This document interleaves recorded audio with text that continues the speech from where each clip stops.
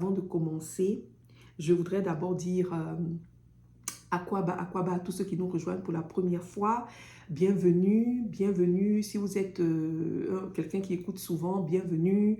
Et vraiment vous encourager à partager la parole du Seigneur pour encourager d'autres frères et sœurs à nous rejoindre, pour encourager même des gens qui ne connaissent pas le Seigneur à connaître le Seigneur. Amen. Donc merci pour tout, merci d'être là, quel que soit l'endroit de la terre où vous vous trouvez, que ce soit le matin, l'après-midi, le soir, la nuit, vraiment. Je vous salue très chaleureusement. Je vous aime beaucoup. Je ne vous connais pas, mais je vous aime beaucoup. Je prie pour vous quand je prie pour moi. Et je bénis le Seigneur de nous avoir permis de nous connecter à travers cette plateforme. Alléluia. Avant de commencer, nous allons adorer le Seigneur et lui confier ce moment. Je voudrais qu'on passe un moment d'adoration pour rappeler au Seigneur, pour lui dire combien de fois nous sommes contents d'être ses enfants et pour lui dire que nous savons qu'il n'a jamais échoué. Nous savons qu'il n'a jamais échoué. Aussi longtemps que notre mémoire, que nous remontons dans notre mémoire, dans ce que nous savons de la vie, est-ce que vous avez déjà vu l'Éternel échouer? Non. Donc nous allons l'adorer en lui disant cela. Et ça, c'est pour nous fortifier. Dans cette saison, nous nous engageons dans des actions, dans des projets. Dépose ton dossier, fais ta demande, engage-toi dans cette entreprise-là, engage-toi dans cette action du ministère que tu as repoussée depuis longtemps. Toutes ces choses que tu devais faire, fais-les. Alléluia. Et pendant cette saison-là, les difficultés seront plus grandes que par le passé. Alors je veux te dire dans cette saison, me rappeler à moi-même que l'Éternel n'échoue jamais. Quand sa parole est sortie de sa bouche, sa promesse, elle ne revient pas à lui sans avoir fait d'effet. Alléluia. Donc nous allons adorer le Seigneur avec Moses Bliss et qui chante avec Chizier, des adorateurs que j'aime beaucoup. Nous allons chanter cette chanson, elle est en anglais, mais vous allez avoir les paroles en français aussi qui s'affichent. Et nous allons adorer le Seigneur avant de rentrer dans notre thème. Alléluia, alléluia, gloire au Seigneur.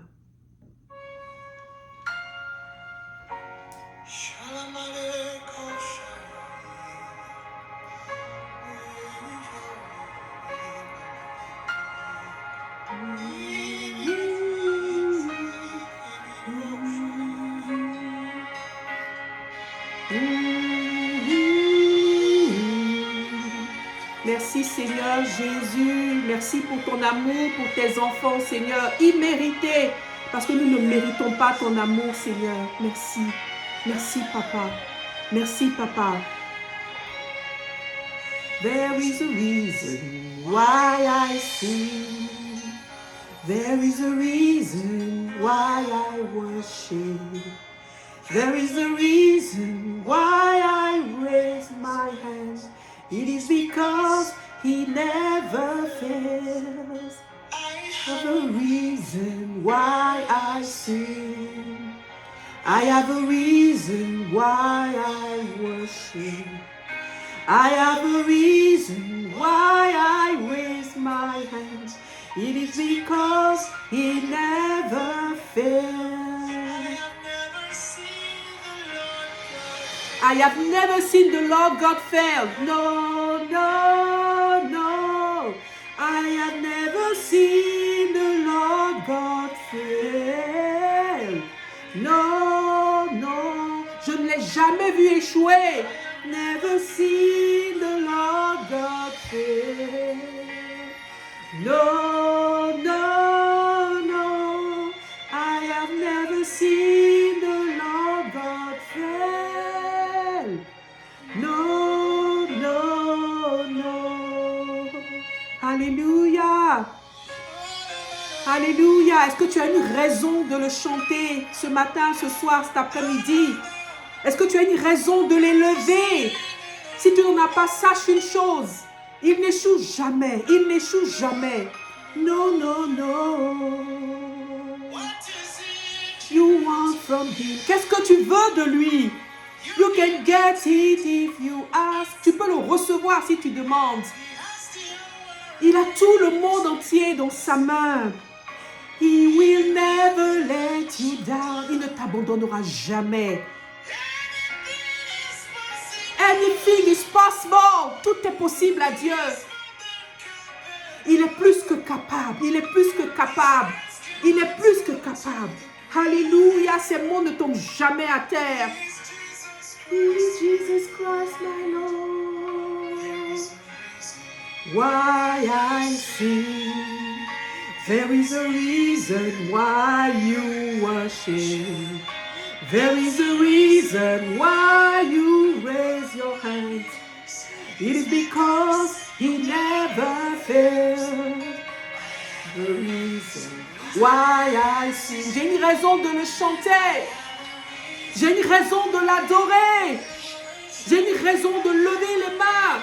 Alléluia. C'est parce qu'il n'échoue jamais. It is because he never fails. My Lord God fails. Non, non, non. Est-ce que tu l'as déjà vu échouer? Est-ce que tu as déjà entendu qu'il a échoué? Non, non, non, non, non, non. Hey! I have never seen the Lord God fail. No, no, no. I have never seen the Lord God fail. No, no. Alléluia, alléluia. Élevons la main, prions le Seigneur. Seigneur, qui est comme toi parmi les dieux? Qui est comme toi parmi les dieux, Seigneur? Qui peut se comparer à toi? Il n'y a personne comme toi, Seigneur. Aussi longtemps que notre mémoire veut se rappeler, aussi longtemps que nous voulons nous souvenir de ce que nous avons entendu dans ce monde, Seigneur, nous savons, tu n'as jamais échoué. Tu n'as jamais échoué. Ta parole n'est jamais repartie à toi sans avoir accompli ce pourquoi elle est sortie de ta bouche, Seigneur, en cette saison où nous, tes enfants, Seigneur, nous engageons encore dans tous ces projets, toutes ces actions que nous avons peut-être négligées, Seigneur, de faire dans cette saison. Tu nous encourages à le faire. Nous voulons te bénir et nous souvenir, nous fortifier que notre Dieu n'échoue jamais. Que notre Dieu n'échoue jamais. He will never let you down. He will never let you down. Il ne t'abandonnera jamais. Il ne m'abandonnera jamais. Ce qu'il a dit, il le fera. Ce qu'il a dit, il le fera. Seigneur Jésus, merci. Je parle à tes enfants pendant que je te prie. Je me parle à moi-même pendant que je prie, Seigneur, pour nous fortifier et nous encourager, Seigneur, parce qu'il n'y a personne comme toi. Et nous voulons nous souvenir aujourd'hui avec tes enfants, avec tes chantres, que Seigneur, tu n'échoues jamais. Tu n'échoues jamais. Alors que nous allons écouter ta parole sur ces temps de la fin dans lesquels nous vivons. Nous prions, Seigneur, que tu viennes, Seigneur Jésus-Christ, nous parler de ces temps de la fin. Au nom puissant de Jésus-Christ, nous allons prier. Amen. Amen, amen, amen. Alléluia. Bonjour, bonjour, bonjour, bonjour à tout le monde. C'est un plaisir de vous retrouver encore une fois aujourd'hui. Je suis très, très, très, très contente. Je suis dans la joie de vous voir tous et de me connecter aujourd'hui pour parler du Seigneur, pour parler des paroles du Seigneur et pour l'adorer et pour écouter les instructions qu'il a pour nous. Alléluia. Souvenez-vous que la dernière fois que nous nous sommes vus, nous avons parlé de cette saison et de comment est-ce que le Seigneur nous a confirmé que tout ce que nous allons toucher dans cette saison va se transformer en victoire. Et le Seigneur nous a encouragés à nous engager, à reprendre tous ces projets, toutes ces actions qu'il a prévues d'avance que nous allons accomplir, toutes ces actions que nous avons peut-être abandonnées, de recommencer à les faire pour sa gloire, que ce soit des projets que nous avions entamés, que nous avons abandonnés, ou des projets que nous n'avons jamais fait, que ce soit s'engager dans une certaine action, que ce soit une action du ministère, que ce soit une action de vie. Nous avons parlé de reprendre toutes ces activités-là, toutes ces choses que nous avons peut-être mis en suspens, que nous n'avons jamais fait, mais nous savons dans notre cœur que c'est quelque chose que le Seigneur nous a demandé. Et la dernière fois, le Seigneur nous a dit que dans cette saison, chaque chose que nous allons amorcer, que nous allons reprendre, dans laquelle nous allons nous engager, chaque action, chaque projet va se terminer en victoire sans effort humain de notre part. Et vraiment, le Seigneur nous a encouragés. J'espère que chacun de vous est en train de s'engager dans ces actions, quelles que soient les difficultés, les épreuves sur le chemin. N'hésitez surtout pas, continuez, foncez, parce que la promesse de l'Éternel ne retourne jamais à elle sans avoir accompli ce pourquoi elle est sortie de sa bouche. Alléluia. Donc j'espère que nous sommes très actifs, que nous sommes alertes et enthousiastes, en train d'accomplir ce que Dieu a pour nous, en train d'amorcer tous ces projets-là. Amen. Donc, nous parlons aujourd'hui de la fin des temps et des rôles joués par les élus de Dieu. Et dans cette première partie, cette semaine, nous voulons parler particulièrement des avertissements que le Christ nous a donnés et des rôles que les enfants de Dieu joueront. Alléluia. Il y a plusieurs passages dans la parole de Dieu qui parlent de la fin des temps. et qui parle même des rôles qui seront joués par les enfants de Dieu, qui sont joués par les enfants de Dieu pendant la fin des temps. Mais nous allons nous focaliser particulièrement sur le livre de Matthieu, chapitre 24, qui est très long et très détaillé sur les temps de la fin. Et nous allons regarder rapidement une première partie, les temps de la fin, quelles sont les différentes étapes. Je ne vais pas lire parce que le passage est long, mais ça va s'afficher, vous pouvez le lire vous-même. Donc, on va parler des différentes étapes du thème des temps de la fin.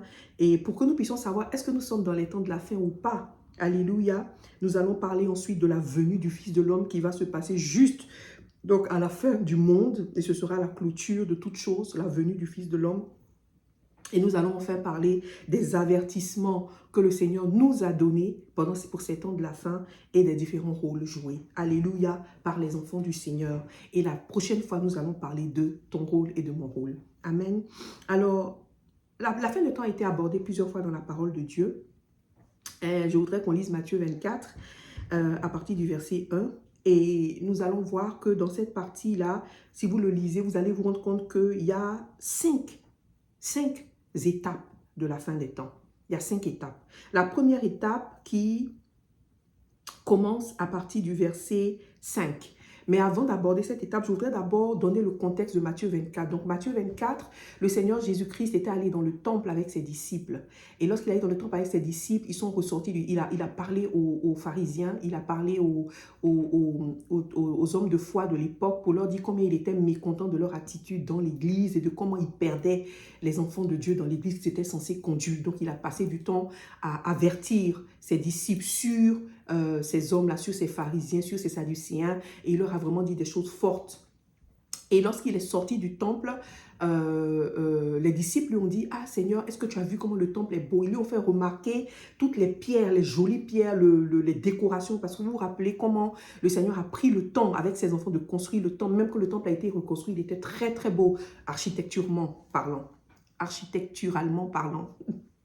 Alors, ils ont dit au Seigneur, Seigneur Jésus, regarde les pierres, regarde l'édifice, regarde comme il est beau. Parce qu'ils voulaient lui rappeler combien de fois le temple était beau. Et là, le Seigneur leur a dit, au verset 2 de Matthieu 24, « Il ne restera pas ici pierre sur pierre qui ne soit renversée. » Il ne restera pas ici pierre sur pierre qui ne soit renversée. Donc, qu'est-ce que le Seigneur Jésus est en train de dire à ses disciples? C'est vrai, vous voyez les édifices, vous voyez la beauté du plan, vous voyez la beauté de la décoration du temple, mais je veux vous dire que tout ça, c'est que dalle en fait, c'est rien du tout, parce que ça va être détruit, ça ne sert à rien. Donc la beauté des choses du temple, ça ne sert à rien en fait. C'est vrai que c'est là, c'est vrai que c'est le temple et c'est le temple sacré du Seigneur, mais chaque pierre ici sera renversée. Et c'était une façon pour le Seigneur de parler du temps de la fin, pour dire que les choses que vous chérissez le plus, les choses qui sont le plus importantes aujourd'hui à vos yeux, dans ce monde d'aujourd'hui, sachez que tout ça, ça va être renversé en fait. Parce qu'il y a un moment où le monde tel qu'on le voit maintenant n'existera plus. Le monde tel qu'on le voit aujourd'hui n'existera plus. Tous ces biens matériels, toute cette nature, tout ce que nous voyons dans le monde aujourd'hui n'existera plus. Il ne restera pas pierre sur pierre qui ne soit renversé. Donc si le temple de l'Éternel, le Seigneur va le laisser détruit pendant la fin des temps, imaginez le reste du monde. Donc le Seigneur Jésus était ici en train de prendre en introduction pour commencer à parler à ses disciples de la fin des temps. Et c'est eux-mêmes, donc à partir, excusez-moi, donc ce sont les disciples eux-mêmes, au début donc de Matthieu 24, qui vont maintenant dire au Seigneur, Seigneur, est-ce que tu peux nous parler des temps de la fin et de comment les choses vont se passer? Parce que ce que tu nous as dit tout à l'heure sur le temps nous a intrigués quand tu nous dis qu'il y aura, toutes ces pierres-là seront renversées. Parle-nous des temps de la fin. Et c'est ça le contexte. C'est comme ça que le Seigneur Jésus-Christ a commencé donc à parler de la fin. Alléluia. Donc, comme je disais tout à l'heure, il y a plusieurs étapes, le temps de la fin. Quatre étapes, pardon, pas 5, 4 étapes. Et la première, c'est le verset 3 au verset 8 que vous allez prendre le temps de lire, Matthieu 24, à partir du verset 3 au verset 8.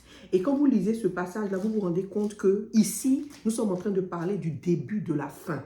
Le Seigneur Jésus-Christ parle du début de la fin. Et au verset 8, vous le voyez, quand il finit de décrire le début de la fin, au verset 8, il dit « Tous ces événements seront comme les premières douleurs de l'accouchement. » Tous ces événements seront comme les premières douleurs de l'accouchement. Matthieu 24, verset 8. Donc, et je vais vous parler de ces événements-là. C'est le début de la fin. Donc, la fin des temps, la fin de ce monde-là ne commence pas comme ça. Elle commence par le début de la fin. Il y a un début à cette fin du monde. Alléluia.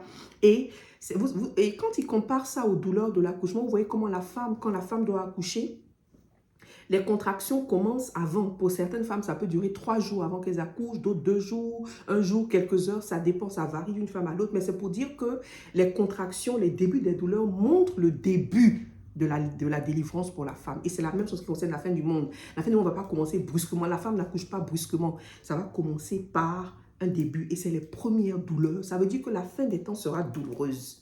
La fin des temps sera douloureuse. Mais le début de la fin, ce sera juste des petites douleurs ici et là, des toutes petites choses qui vont se passer. Et très souvent, la femme, si elle ne fait pas attention, elle peut ne pas réaliser, toutes les femmes qui m'écoutent le savent, que l'accouchement est en train de commencer. Parce qu'au départ, c'est ça peut être très espacé, très léger. Et certaines femmes peuvent le rater. Alléluia. Donc, c'est pour dire que les petites douleurs, des petites choses vont commencer dans le monde, des petites choses qui ne sont pas très, peut-être alarmantes, mais vont se passer ici et là, pas très fort. Donc, on ne peut ne pas se rendre compte, mais c'est le début de la fin. Alléluia. Donc, si vous lisez ce verset 3 à 8, vous allez vous rendre compte qu'il y a beaucoup de personnes qui vont se déclarer être le Messie, et on en voit partout des hommes de Dieu qui se prennent pour Dieu lui-même et qui disent que le Messie, ils sont le Messie. Vous avez sûrement vous avez sûrement dû voir ça là où vous vivez ou même sur les réseaux sociaux, comment des gens se font passer pour Christ. Et il y en a qui sont très forts, ils se font passer subtilement pour le Christ. Alléluia, il faut faire attention. Donc, il y a beaucoup qui vont se déclarer être le Messie. Verset 5. Versets 6 et 7, la Bible dit que nous allons entendre parler de bruit de guerre proche et lointaine. Donc, quel que soit l'endroit de la terre où vous êtes, vous allez entendre parler de guerre proche de là où vous êtes ou bien lointaine. Et donc, c'est le cas, si vous regardez l'Afrique, il y a des guerres à l'intérieur de notre pays. Il y a des guerres dans les pays voisins, il y a des guerres partout, des guerres proches, des guerres qui sont lointaines en Europe, en Asie, en Amérique. On va entendre parler de guerre et de bruit de guerre. Et la Bible dit, un peuple va se lever contre un peuple et un royaume va attaquer un autre royaume. Donc, ce sera des guerres dimensionnel entre un peuple et un peuple royaume. Et vous savez en ce moment, qu'est-ce qui est en train de se passer? Qu'est-ce qui est en train de se passer en ce moment? Et verset 7 dit, il y aura des famines et des tremblements de terre. Donc, il y aura des famines, il y aura des tremblements de terre. Est-ce que ça vous dit quelque chose pendant ces temps-ci? Est-ce que ça vous dit tous ces tremblements de terre, tous ces tremblements qu'on a eu dans l'océan depuis des années, les ouragans, Katrina, tout ce qu'on a eu et aujourd'hui même avec ce qui se passe en ce moment au Maroc, avec ce qui se passe en train de se passer en Libye, avec toutes ces choses qu'on est en train d'entendre, ces tremblements de terre, ces famines. La Bible dit, le Seigneur Jésus-Christ a dit, c'est le début de la fin. Le début de la fin. Donc, ça veut dire quoi? Ça veut dire qu'en ce moment, nous sommes au début de la fin. Regardez même les guerres, les bruits de guerre. Un royaume qui se lève contre un royaume. Voilà la Russie qui se levait contre l'Ukraine. Voilà, vous voyez la même chose en Soudan. Donc, au Soudan, pardon, donc des royaumes se lèvent contre des royaumes, des peuples se lèvent contre des peuples. Vous avez vu tout ce qui s'est passé avec des peuples qui en attaquent d'autres, des ethnies qui en attaquent d'autres. Amen. Donc, nous sommes au début de la fin. Et ce début de la fin a commencé depuis un bon moment. Alléluia, nous sommes au début. Donc, c'est la première partie. Il y aura le début de la fin. Je le dis et le Seigneur va nous le dire et insister dessus plus tard. Lorsque nous allons finir cette étude, nous ne nous rendons vraiment pas compte, souvent. Nous le savons. Nous savons que nous sommes au temps de la fin. Mais la conscience, l'état d'esprit que c'est la fin du monde. Mais sérieusement, l'état d'esprit que là, la maison où je me tiens, où je vis, le pays où je vis, le pays où tu vis, les choses que tu as tous les jours, la plage où tu vas pour tes vacances, l'hôtel où tu vas, les routes sur lesquelles tu conduis, les avions que tu prends, tout ce que tu fais, les rues dans lesquelles tu marches, le transport public, des voitures, tout ça, ça n'existera plus. Le monde va aller complètement être détruit. Il n'y aura plus rien. Cette réalisation, cet état d'esprit de le réaliser qu'en fait, tout ce que nous vivons est éphémère. En fait, tout ce que nous vivons est éphémère. C'est le début de la fin, en fait. C'est le début de la fin. C'est éphémère, en fait. Les travails que nous avons, même la famille que nous avons, même les frères et sœurs, les maris pour ceux qui sont mariés, les femmes, les épouses pour ceux qui ont des époux, les enfants. Tout ça, c'est éphémère parce qu'il y aura une fin à tout ça. Il n'y aura plus ça, ça n'existera plus. Il n'y aura plus de ma famille, mes amis, il n'y aura plus de mon travail, il n'y aura plus de ma mère, mon père, il n'y aura plus il y aura plus tout ça, en fait, il n'y aura plus de nature, il n'y aura plus ça. C'est le début de la fin et nous sommes au début de la fin. Alléluia. Quand tu réalises ça, et je prie le Seigneur que nous réalisions, que moi-même je réalise, et que je garde, et que je conserve, et que j'acquière l'état d'esprit des temps de la fin. Pareil pour vous, c'est ma prière, que nous acquérions cet état d'esprit, pour savoir que tout ce que nous vivons est éphémère. Mais éphémère. Ça va passer. Donc ça, c'est le début de la fin, la première étape de la fin des temps. Alléluia. La deuxième étape de la fin des temps, le Seigneur nous la montre toujours dans Matthieu 24. Il en parle dans Matthieu 24 à partir du verset 9. Et ça, cette étape, je l'appelle à l'approche de la fin. C'est-à-dire, c'est l'intensification des signes de la fin. Donc, après ce début de la fin, il y a l'intensification, l'approche même de la fin du monde même. Et ça va s'intensifier. Et si vous lisez cette partie, je veux décrire rapidement. Là, le Seigneur Jésus nous parle de trahison, de tourmente et de mise à mort des disciples, des suiveurs de Jésus-Christ. La Bible dit que les suiveurs de Jésus seront livrés et que tous les peuples vont nous haïr. Alléluia. Alors, verset 9, alors des hommes vous livreront pour qu'on vous tourmente et l'on vous mettra à mort. Tous les peuples vous haïront à cause de moi. En ce temps-là, beaucoup abandonneront la foi. Ils se trahiront et se haïront les uns les autres. Donc, il y a une période peut-être proche, peut-être demain, très proche, puisqu'on est déjà au début de la fin, où les signes de la fin vont s'intensifier. La fin va s'accélérer en fait. Et pendant cette période-là, le Seigneur Jésus nous parle de tourment, de trahison. Donc, parmi les enfants de Dieu, parmi les disciples, toi et moi, nous tous, hommes de Dieu, pas hommes de Dieu, nous tous, on va se trahir les uns les autres. Il y aura une tourmente, on va se trahir les uns les autres, on va se livrer. Donc, c'est un moment de tourmente des enfants de Dieu. Les gens vont nous haïr parce on sert Jésus-Christ. Je ne veux pas dire chrétien parce que ce n'est pas une question de religion. Hein. Parce qu'à cette époque-là, quand on va dire, toi, tu sers Jésus-Christ, tu peux dire non. Si tu dis non, les gens vont te laisser. N'est-ce pas? Comme Pierre à l'époque.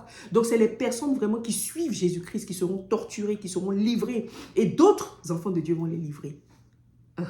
C'est ce que le Seigneur Jésus-Christ dit. Donc, nous allons nous livrer et nous allons nous haïr, nous trahir. Et ça va se passer dans l'Église, dans le corps de Christ. Ça va se passer. Et ça, c'est l'intensification des signes. Et la Bible dit qu'à cette fois, beaucoup vont abandonner la foi. Beaucoup vont abandonner la foi. Parce que la peur de la mort, la peur de perdre ce qu'on a peut nous faire abandonner la foi. Et ne croyez surtout pas, ne soyons pas comme Pierre. Hein? Ne soyons pas comme Pierre. Quand j'étais en train d'écouter cette parole, le Seigneur me parlait cette semaine. Je me disais, ah Seigneur, est-ce que je peux t'abandonner? Le Seigneur m'a très vite rappelé à l'ordre. Très vite rappelé à l'ordre. Parce que je me disais, hey Seigneur, après tout ce que tu es pour moi, tout ce que tu as fait pour moi, d'où je viens, je sais que vous le ressentez aussi pareil. D'où je viens avec toi, est-ce que je peux t'abandonner? Le Seigneur m'a très vite rappelé à l'ordre pour me dire, beaucoup vont abandonner la foi. Ne te pense pas exceptionnel, ne te pense pas parce que le Seigneur a fait des choses pour toi ou bien je ne sais pas quoi. C'est faux. Pierre, il n'y avait pas plus passionné de Christ que l'apôtre Pierre. Il n'y avait pas plus passionné de Christ que l'apôtre Pierre. Nous, là, on a fait quoi pour le Seigneur? Il n'y avait pas plus passionné de Christ que l'apôtre Pierre. Alléluia. Il a abandonné le Seigneur. La peur. Donc, la Bible dit beaucoup vont abandonner dans cette période-là.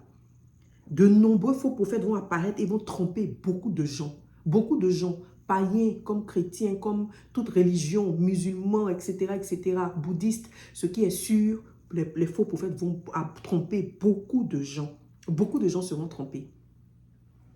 Le mal, verset 12, le mal se répandra au point que l'amour d'un grand nombre refroidira. C'est-à-dire que cette période dans laquelle on va, qui va commencer peut-être incessamment, je ne sais pas, quand la Bible dit personne ne connaît la date de la fin, cette période-là, le mal va se répandre à tel point que l'amour d'un grand homme se refroidira. Mais regardez déjà le monde aujourd'hui, comment le mal est répandu. Comment le mal est répandu. Quand vous regardez, moi je ne sais pas, mais les réseaux sociaux, quand vous êtes sur les réseaux sociaux, quand vous regardez les actualités du monde, pas seulement du pays où vous êtes, du monde, vous écoutez les gens, mais le mal se répand de manière extraordinaire. Le mal et la parole de Dieu dit que dans cette deuxième phase-là, le mal va se répandre à tel point que l'amour d'un grand homme, il n'y aura plus d'amour. Et on commence déjà à le voir, mais l'amour d'un grand homme va se refroidir. Ça veut dire quoi? On ne parle pas des gens qui n'ont pas d'amour, hein, mais les gens qui aiment l'amour même, ceux qui ont, c'est eux qui vont se refroidir. Donc le monde va aller de mal en pire. Et comme vous vous rappelez tout à l'heure, c'est déjà le début de la fin. Et le verset 14, la Bible dit, la bonne nouvelle sera annoncée dans le monde entier et présentée à tous les peuples. Et verset 14 dit, et alors viendra la fin. Donc, on a une première période qui est le début de la fin, qui ressemble à celle dans laquelle nous sommes, où il y aura des guerres, des bruits de guerre, des tremblements de terre, etc., où il y aura des gens qui vont tromper les enfants de Dieu. Et il y a la deuxième partie où il y aura l'accélération, il y aura l'accentuation des signes, il y aura la tourmente, les trahisons des enfants de Dieu. Il y aura, et la Bible dit, alors viendra la fin. Et la troisième partie, à partir du verset 15, le Seigneur Jésus-Christ nous parle de l'horreur abominable. verset 15. Lisons ce verset. Vous verrez celui qu'on appelle l'horreur abominable dont le prophète Daniel a parlé. Il sera placé dans le lieu saint. Que celui qui lit comprenne bien cela. Le Seigneur a fait une pause ici. L'horreur abominable sera dans le lieu, ce sera dans le temple du Seigneur. Et la Bible dit l'horreur abominable, celui dont Daniel a parlé. Et Daniel a parlé effectivement de l'horreur abominable. Quand Daniel en a parlé, il n'y avait pas de précision sur est-ce que c'est un homme, est-ce que c'est un objet, est-ce que c'est un animal, qu'est-ce que c'est, est-ce que c'est un génie, est-ce que c'est un esprit. Mais Daniel avait parlé de ça dans Daniel 12, verset 11 que je lis. Depuis le moment où l'on ne pourra plus offrir à Dieu le sacrifice de chaque jour et où l'horreur abominable sera dressée sur l'autel, il se coulera 1290 jours. L'horreur abominable sera dressée sur l'autel. Donc, et là, Jésus-Christ s'est arrêté pour dire que celui qui lit comprenne bien. Et quand je lisais, je me disais, mais Seigneur, qu'est-ce que tu veux qu'on comprenne? Il dit, ma fille, il faut que tu comprennes qu'à un moment donné, à la fin des temps, l'horreur abominable sera dans le temple, dans la maison de Dieu. Qui va dresser une horreur, un élément maléfique, une personne maléfique, un génie, peut-être un petit dieu, Satan, le démon, je ne sais pas qui ce sera, qui va dresser l'horreur abominable dans le temple, dans la maison de Dieu, dans l'église. Où sont les enfants de Dieu? Où seront les enfants de Dieu? Où seront les hommes de Dieu? Est-ce que c'est un homme de Dieu qui va le faire? Et c'est pour ça que le Seigneur Jésus nous arrête et puis dit que celui qui lit comprenne bien cela. Que celui qui lit comprenne bien cela. Que celui qui lit comprenne bien. Donc, dans l'église, à un moment donné de la fin des temps, le mal va venir dans l'église, dans le temple. Il sera dressé dans le temple. Il n'y aura plus de distinction entre le temple et pas le temple. Oui, dans le temple, dans la maison de l'horreur sera dressée là-bas. L'horreur abominable sera dressée là-bas. Et la Bible dit, on suit toujours dans ça, la troisième partie, c'est le règne de l'horreur abominable. Le règne du diable. Le verset 16 dit qu'il y aura des détresses, il y aura des fuites, des souffrances extrêmes. Des souffrances extrêmes. Et le Seigneur Jésus dit que c'est à cause des élus que ce jour sera abrégé. Si vous lisez, le Seigneur Jésus dit, sera des souffrances extrêmes, mais à cause, le Seigneur Dieu va penser à ses élus, ses enfants, ceux qui le servent vraiment de tout leur cœur, qui sont restés fidèles. Et à cause d'eux, il va abréger cette période-là. Mais ce sera une période de souffrance extrême parce que ce sera le règne du diable. Et c'est la troisième étape. Et il y aura encore des faux messies, des faux prophètes qui vont faire de grands miracles et des prodiges pour tromper, si possible, les élus. Si possible, les élus. Donc, ça, c'est la troisième étape. L'étape vraiment du règne de Satan, du règne de l'horreur abominable, du règne du diable. Et ce sera une période extrêmement douloureuse. Et on ne sait pas quand est-ce qu'elle va arriver. Mais nous sommes dans le début de la fin. Et finalement, la quatrième étape, c'est la venue du Fils de l'homme. La Bible dit au verset 27, le Seigneur Jésus-Christ nous dit que il va arriver comme l'éclair brille à travers le ciel de l'est à l'ouest. Ainsi viendra le Fils de l'homme. Donc, tous ceux qui veulent être trompés, sachons déjà que le Seigneur Jésus-Christ, il va venir, ce sera visible, comme l'éclair de l'est à l'ouest. Donc, il ne faut pas être trompé par ça. Et donc, ça, c'est la venue du Fils de l'homme. Et à cette période-là, le soleil va s'obscurcir, la lune ne va plus donner sa lumière, les étoiles vont tomber du ciel. Les étoiles sont plus grandes que la terre, en parenthèse. Les étoiles sont plus grandes en forme que la terre. Donc les étoiles vont tomber du ciel, les puissants des cieux seront ébranlés. Et c'est là le signe du Fils de l'homme va apparaître dans le ciel et Jésus-Christ va venir apparaître dans le ciel avec de la puissance et de la gloire. Et tous les peuples vont commencer à se lamenter parce qu'ils n'ont pas servi le Seigneur. Tous les peuples, si tu nous écoutes, que tu ne connais pas le Seigneur, n'attends pas de te lamenter le jour où il vient. Parce que quand il va venir, la Bible dit donc que les anges, ces anges vont aller rassembler tous ces élus de tous les quatre coins de la terre, y compris les morts, pour les ramener vers lui. Et ça, c'est la venue du Fils de l'homme. Donc, 4 étapes. Alléluia, du temps de la fin. La première étape qui est le début de la fin, dans laquelle nous sommes, avec les signes que nous voyons, nous sommes au début de la fin. La deuxième étape qui est l'accélération, l'accentuation de la fin, où les signes vont s'accentuer avec des enfants de Dieu qui vont se trahir, se haïr. Les gens vont commencer à haïr les enfants de Dieu. Et le mal va se répandre, beaucoup vont perdre la foi. La troisième partie qui est le règne de l'horreur abominable, le règne du diable, où le diable va régner dans le temple, dans l'église. Rien qu'à y penser, ça donne froid dans le dos, en fait, de savoir que même l'église, même le temple sera corrompu. Il n'y aura plus de distinction entre le mal et le bien. Et c'est déjà un peu le début, hein, pour ceux qui sont vraiment attentifs. C'est déjà un peu le début si vous faites attention. les lignes sont un peu brouillées entre certaines choses, mais les choses vont se clarifier. Et puis finalement, la venue du Fils de l'homme. Alléluia. Alléluia. Donc ça, c'est la première partie. La deuxième partie que je voudrais qu'on regarde de ce thème-là, c'est les avertissements que le Seigneur Jésus-Christ nous donne. Donc quand vous lisez tout le passage de Matthieu 24, le Seigneur parle de la fin des temps. À un moment donné, il donne certains avertissements. Il donne certains avertissements à ses enfants. Et je vais juste les énumérer avec les passages, vous pourrez les lire. Il a dit, ne croyez pas en un Messie. Quelqu'un qui a venu vous dire, Jésus est là, Jésus est là-bas, ne croyez pas. Ça, c'est un premier avertissement. Ça voudra dire que la manière dont ça va se faire, les choses vont se faire, ça peut prêter à confusion. Et certains enfants de Dieu peuvent se perdre et aller croire vraiment que le Messie est là. Les Seigneur dit, ne croyez pas à cela, parce que la manière dont moi je vais venir, ce sera dans le ciel visible par tout le monde. Donc, s'il vous plaît, et s'il me plaît, moi-même, je suis en train de me le dire, depuis que le Seigneur m'a parlé, faisons un effort pour nous souvenir que le Seigneur Jésus-Christ viendra sur les nuées.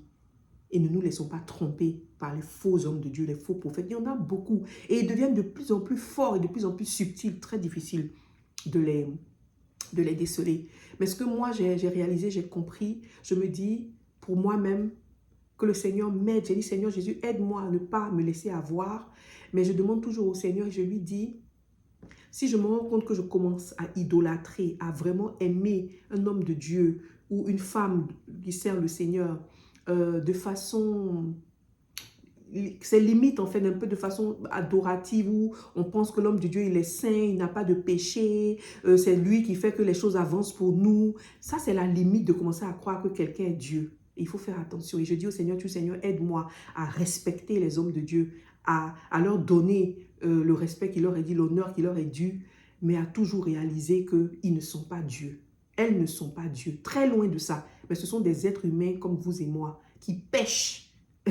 Et je veux bien insister dessus, comme vous et moi. Tous pareils, nous sommes tous pareils. La différence, c'est que le Seigneur a choisi certains pour l'œuvre du ministère et d'autres pour d'autres œuvres. Nous avons tous un rôle.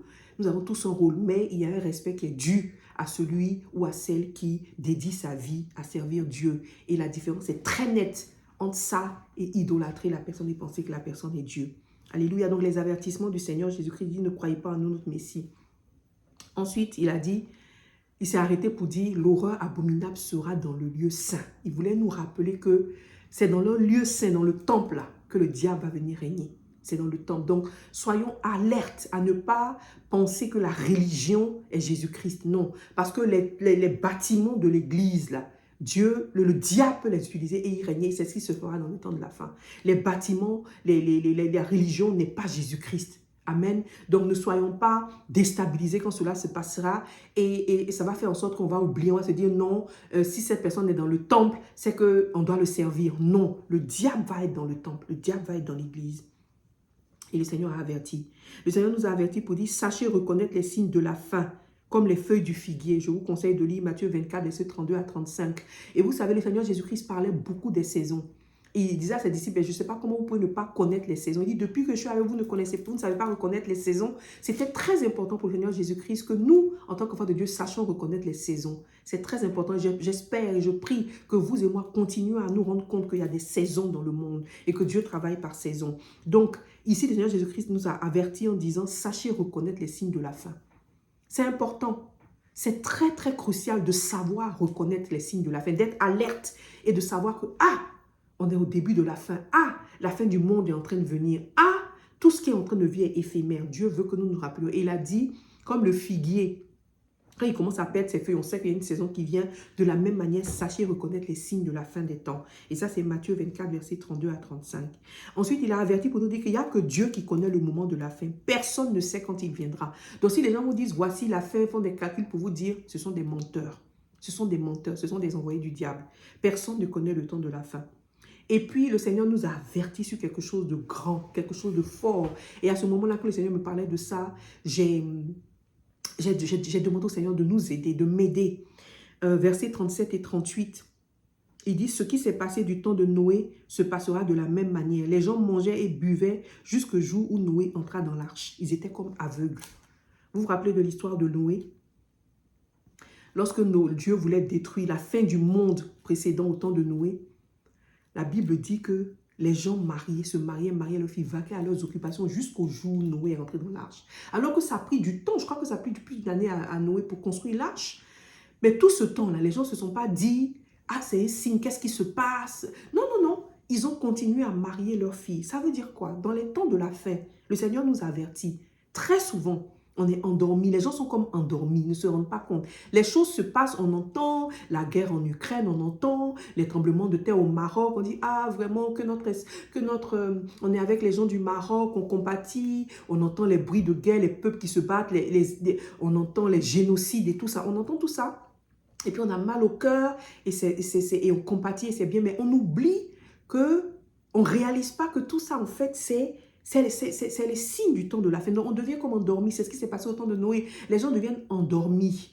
On regardera certaines sentinelles de la parole de Dieu et vous allez voir comment est-ce que les gens sont endormis et très peu sont sauvés, très peu, parce que les gens sont endormis. C'est pour ça que le Seigneur Jésus-Christ a vraiment exhorté au verset 42, a averti pour dire veillez. Veillez donc car vous ne savez pas quand viendra le Seigneur. Veillez, soyez alerte. Soyez alerte, faites attention à ce qui se passe autour de vous. Tenez-vous prêts, c'est un peu les synonymes. Soyez sur vos gardes, soyez sur le qui-vive. Dans la vie que nous vivons, là, quand on vit nos routines, soyons sur le qui-vive. Soyons alertes à ce qui se passe. Rendons-nous compte que tout ce que nous faisons là, c'est éphémère en fait. Mais la vraie vie, c'est la vie après la mort. C'est la vie après la mort. Cette vie que nous vivons, elle n'est rien. Elle est courte. La vie après la mort, elle est éternelle. C'est la vraie vie qui est là.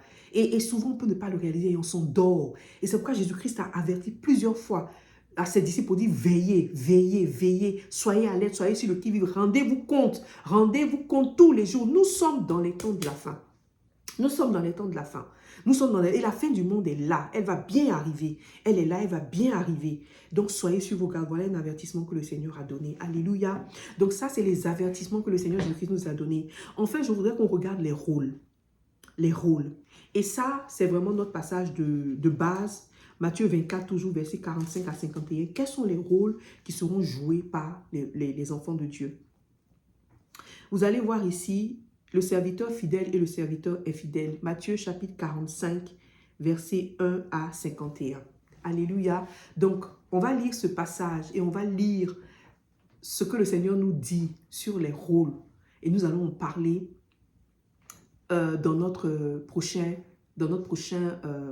message. Mais je voudrais qu'on retienne ici, que vous lisiez Matthieu 24, verset 45 à 51, où le Seigneur Jésus-Christ parle du serviteur fidèle et infidèle. Et je voudrais juste lire qui est le serviteur fidèle et infidèle. Quel est le don du serviteur fidèle et intelligent? Et verset 45. En voici un que son maître a chargé de prendre soin des autres serviteurs pour leur donner leur nourriture au moment voulu. Heureux ce serviteur si le maître à son retour chez lui le trouve occupé à ce travail. Amen. Donc, il y aura des serviteurs fidèles, serviteurs infidèles. Donc, ceux qui seront fidèles, c'est ceux que l'Éternel va trouver occupés au travail qu'il leur a confié. Alléluia. Donc, le Seigneur te confie à toi et à moi, en ces temps de la fin, un travail précis. Un travail précis. Et ici, il parle de serviteurs fidèles. Il leur a dit, occupe-toi des autres pendant ce temps de la fin. Donne-leur de la nourriture au moment voulu. Voici ton rôle. Et la Bible dit que quand le Seigneur Jésus-Christ va revenir retrouver ceux-là, ce sont ces personnes-là qu'il va trouver en train de faire le travail qu'il leur a confié. Je voudrais finir cette première partie qui était juste de parler de la fin des temps. Le message le plus crucial, c'est ton rôle qu'on va voir la semaine prochaine. Mais je voudrais m'arrêter ici pour te demander, quel est le travail que le Seigneur te confie en cette fin des temps? Tu peux lire Matthieu chapitre 24, versets 45 à 51. Tu peux lire d'autres passages, mais sachons une chose que le Seigneur m'a rappelé dans la parole de Dieu.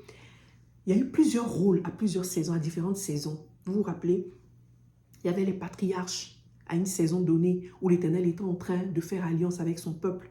Il y avait les patriarches, c'était le rôle de certains élus de Dieu, patriarches. Il y a eu les juges à une période où le peuple de Dieu n'avait pas de roi, n'avait pas de chef pour le commander. Dieu a suscité des gens dans cette saison-là qui étaient des juges. Il y a eu des rois. Quand, à un moment donné, le Seigneur a voulu que son peuple, a accepté que son peuple soit dirigé par quelqu'un, il a établi des rois. Et en cette saison-là, il fallait qu'il y ait des rois pour jouer leur rôle dans cette saison. Il y a eu des prophètes que le Seigneur a établis à un moment donné parce qu'il avait besoin de communiquer sa parole à ses enfants. Et il a établi des prophètes qu'il a utilisés, plusieurs prophètes à différentes saisons et qui ont en général vécu en même temps que les rois. Parce qu'il donnait des paroles aux rois, il les instruisait sur ce que Dieu voulait. Parce que la parole de Dieu maintenant se faisait rare. Ce n'était pas comme au début, au temps des patriarches. Il y a eu des chefs de guerre et des conquérants à un moment donné où le Seigneur a voulu donner à ses enfants des territoires qu'il leur avait promis. Il a établi des conquérants, des chefs de guerre qui ont travaillé avec le peuple pour les conduire vers la victoire. C'était cette saison-là, cette saison de guerre. Il y a eu à un moment donné, quand le Seigneur Jésus est venu, les disciples. Il y a eu les disciples, des personnes que le Seigneur a choisies pour le suivre, Seigneur Jésus-Christ, pour le suivre, pour les enseigner petit à petit sur la nouvelle alliance, sur le salut apporté aux hommes. Et il y a eu cette période-là de disciples qui était établie dans cette saison. C'était le rôle que les élus de Dieu jouaient à cette époque. Il y a eu les apôtres. Le Seigneur, des personnes que le Seigneur Jésus-Christ s'est choisi pour pouvoir propager l'évangile à travers le monde. Les apôtres se sont éparpillés dans le monde pour parler de l'évangile. C'est comme ça que l'évangile est arrivé jusqu'à nous en Afrique. Il y a eu les apôtres. Il y a eu une période, il y a eu les martyrs où l'église était en train de se mettre en place, où il y a eu la persécution de l'église. Il y a eu beaucoup de martyrs à partir donc de ce moment-là où les apôtres ont commencé à annoncer l'évangile. Il y a eu un moment où il y a eu de persécution. Donc il y a eu des martyrs. Alléluia. Et l'apôtre Paul nous a parlé aussi des différents ministères dans l'église. Ça, c'était une saison où l'église s'est formée, les églises se sont formées, la religion se sont formées dans le monde entier. Et il fallait qu'il y ait des ministères pour encadrer l'église. C'est là que l'apôtre Paul a parlé des pasteurs, des prophètes, etc., des évangélistes, etc., etc. Donc, il y a eu toute ces saisons. Donc, vous vous rendez compte que chaque saison apporte un rôle. À chaque saison, l'Éternel s'attend à ce que les élus de Dieu jouent un rôle. Il y a un rôle qui fleurit. Il y a un rôle il y a des rôles qui vont s'épanouir, qui vont naître. Des rôles que Dieu donne à ses enfants pendant ces saisons-là. Et chaque fois que les saisons apportent, le Seigneur a déjà établi par avant ces personnes-là donc sont suscitées pour accomplir ce rôle. Et dans les temps de la fin, nous verrons la semaine prochaine un rôle crucial que le Seigneur donne, qui est vraiment ce rôle de serviteur fidèle dont il parle dans Matthieu 45 et que moi j'ai même appelé sentinelle parce que le Seigneur avait mentionné ce terme-là déjà, l'Éternel, dans le passé. Il avait parlé de sentinelle et on va voir ce que c'est. Ce sont des personnes qui sont établies, qui sont suscitées dans les temps de la fin, à qui Dieu parle de ce qui va arriver pour qu'eux, ils avertissent leurs frères, d'accord? Pour que Dieu, ils avertissent, pour qu'ils s'occupent de leurs frères. Alléluia. Donc les sentinelles nous parlera et on va regarder, est-ce que je suis une sentinelle? Est-ce que tu es une sentinelle? Et qu'est-ce que ça veut dire pour nos vies? Alléluia. Donc, dans ces temps de la fin, il y a plusieurs rôles. Il y a de mauvais rôles. Et si vous avez regardé Matthieu 24, tout ce qu'on a regardé, tout ce qu'on a dit, il y avait des mauvais rôles, des bons. Il y a le serviteur fidèle, celui qui va faire que Dieu va trouver en train de faire le travail qu'il lui a confié. Il y a le serviteur infidèle, où la Bible dit qu'il va commencer à se mettre avec des ivrognes, il va boire avec des gens, il va marcher avec des gens qui ne sont pas de Dieu. Et il va oublier le rôle qu'il a. On parle des enfants de Dieu, hein. Le Seigneur Jésus ne parle pas d'autres personnes. Il parle de vous et de moi. Dans les enfants de Dieu, il y en a qui seront fidèles, que Dieu va trouver en train de faire ce pourquoi il les a appelés quand il va revenir à la fin des temps. Et il y en a qui seront en train de marcher avec des ivrognes, avec des gens qui ne sont pas de Dieu, à oublier ce pourquoi ils ont été appelés. Ils vont même maltraiter leurs frères. Le Seigneur Jésus-Christ parle de ça dans Matthieu 24, 45 à 51. Donc, il y a aussi des traîtres, ceux qui vont livrer d'autres enfants de Dieu. Vous vous rappelez, on a parlé de ça. Ceux qui vont livrer, ils vont dire, ah, vous cherchez les chrétiens là, vous cherchez ceux qui aiment Dieu là. Donc, voici un là-bas, voici une là-bas. Elle met des vidéos sur YouTube, voici l'homme de Dieu là-bas. Et entre nous, nous allons nous livrer. Donc, il y a ça, c'est les mauvais rôles, les traîtres. Il y a les inconscients, ceux que j'appelle les ignorants, les spectateurs, comme les gens qui étaient là au temps de Noé, qui ne savaient pas ce qui se passait. Zéro clou, comme les Anglais disent, ils ne savaient rien. Ils continuaient à vivre dans leur routine habituelle, à penser que la vie, c'est le travail, c'est la famille, c'est l'argent, c'est accumuler de l'argent, c'est vivre, c'est faire le ministère sur la terre. Et ils oublient un peu la conscience de la vie après la mort et de la fin des temps. Donc, il y a les inconscients, les spectateurs. Il y en a qui seront des victimes des faux prophètes. Ça aussi, c'est un rôle qui sera joué par certains faux prophètes, les messies. Ils vont aller suivre des gens, ils vont gâcher toute leur vie. Ils ont servi Dieu à aller s'associer avec des gens qui ne sont pas de Dieu parce qu'ils vont se faire passer pour des messies à cause des miracles qu'ils vont faire. Et puis, il y a les bons rôles, le rôle des sentinelles, ceux qui vont avertir les autres enfants de Dieu, le rôle des serviteurs fidèles. Et nous allons en parler la prochaine fois. Je vais terminer ici pour te poser la question à toi et à moi. Poser la question, est-ce que nous sommes conscients de l'époque, de la saison dans laquelle nous vivons? Alors que nous nous engageons dans des projets, est-ce que nous réalisons que des projets même dans lesquels nous engageons là, ils ne sont éphémères en fait. Ils sont éphémères. Tout ce que nous faisons est éphémère. Mais la seule chose qui dure dans l'éternité, c'est la raison pour laquelle tu fais ces choses-là. Et l'impact qu'elles auront dans le futur, dans le royaume. C'est ça qui va rendre ces projets-là durables dans le temps, qui va rendre ces projets-là éternels, l'impact qu'ils auront dans le royaume. Amen. Donc, est-ce que nous sommes conscients? Est-ce que tu es conscient que nous sommes au début de la fin? Est-ce que je suis conscient que nous sommes au début de la fin? Quel est le rôle que le Seigneur te donne à jouer pendant ces temps de la fin? Qu'est-ce que tu dois faire? Qu'est-ce que le Seigneur te demande de faire? Il te suscite à faire quoi pendant ces temps de la fin? Alléluia. Est-ce que tu es engagé? Est-ce que tu es engagé avec le Seigneur dans une communion profonde avec Dieu pour lui donner l'occasion de te dire exactement ce qu'il attend de toi? Est-ce que quand tu fais une action, un projet, c'est le royaume de Dieu qui importe pour toi? Tu le fais pour la gloire du Seigneur. Alléluia, ce sont des questions que l'Éternel m'a posées. Il m'a dit, ma fille, est-ce que tu es consciente que on est dans les temps de la fin? Est-ce que tu es consciente? Et il m'a rappelé ce que le Seigneur Jésus a dit. Que certains vont être tellement embarqués dans les soucis de la vie, ne vont pas se rendre compte que c'est la fin des temps. Il m'a dit, ma fille, est-ce que les soucis de la vie sont en train de prendre ton esprit sur ce que tu veux, les choses que tu as demandées, les choses matérielles, ou bien est-ce que ton esprit est sur le royaume de Dieu, la vie après la mort et l'impact que tu vas avoir dans le royaume et ton rôle dans la fin des temps? Pourquoi est-ce que je t'ai suscité? Est-ce que c'est ça, ma fille? C'est sur ça que tu es focalisé. Est-ce que c'est ça la fin de tout? Alléluia. L'Éternel est venu dans ce monde pour que nous ayons la vie, que nous ayons l'abondance. Il est venu pour apporter le salut au monde. Et la fin de ça, c'est quoi? L'objectif final, c'est qu'il veut sauver le plus de gens. Donc ce qui importe au Seigneur, c'est le royaume de Dieu. C'est la vie après la mort. C'est la vie après la mort. Est-ce que c'est ta préoccupation?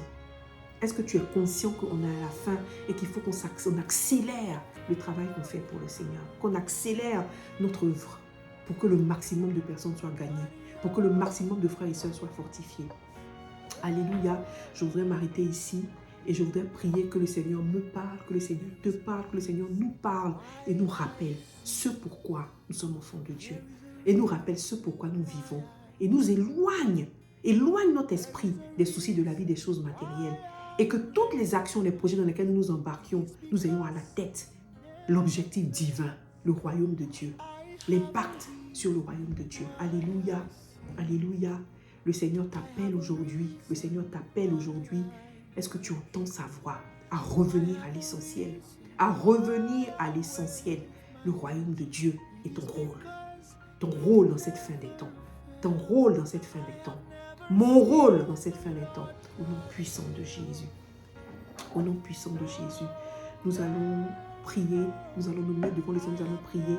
Nous allons devant le Seigneur nous conduire dans cette démarche. Et je prie que de maintenant jusqu'à la semaine prochaine, tu puisses vraiment accroître ta communication avec le Seigneur, parler avec lui, l'écouter et qu'il te dise ce à quoi il t'appelle et ce pourquoi il t'a suscité, là où tu es, dans l'endroit où tu es. Éternel des armées, il n'y a personne comme toi.